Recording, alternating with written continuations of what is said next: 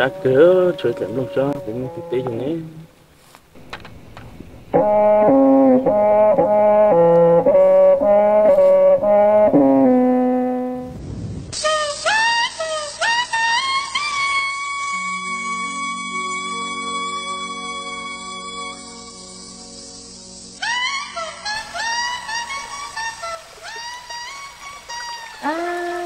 Thì cho người có sai trong lúc ta có sai ở đi nè chỉ là có đến một đó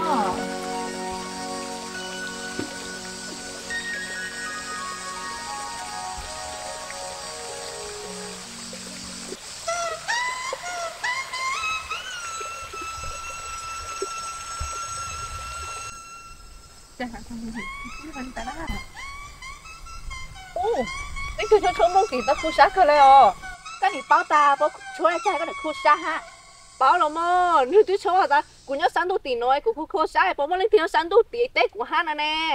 你要ก็มัวหัวยันหนุ่มไพรเจ้าหาลูกสาวกูตัวใส่หอยอละ麼？你หาความหมายเลยหอละ麼？ก็สันนะกูจบก็หัวก็จังกูล้อปอยหาเลยหอตาตาละ麼？จียอน่ะยอละ麼？จียอน่ะยอนะฮะจะยอนะฮะ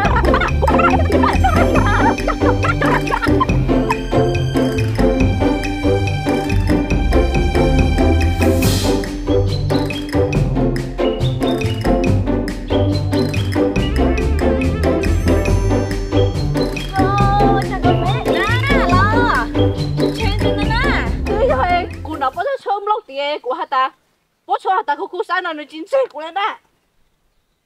Cái gì đó anh hạ lại mà, bố chỉ cho lại hỏi à. Lấy hỏi hay sức chen chứ na.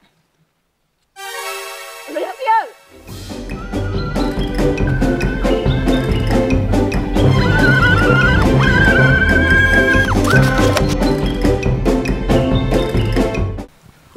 Chúng đồng tàng, mình nhìn tây của họ, chúng xa xa khó muốn chết. Ôi,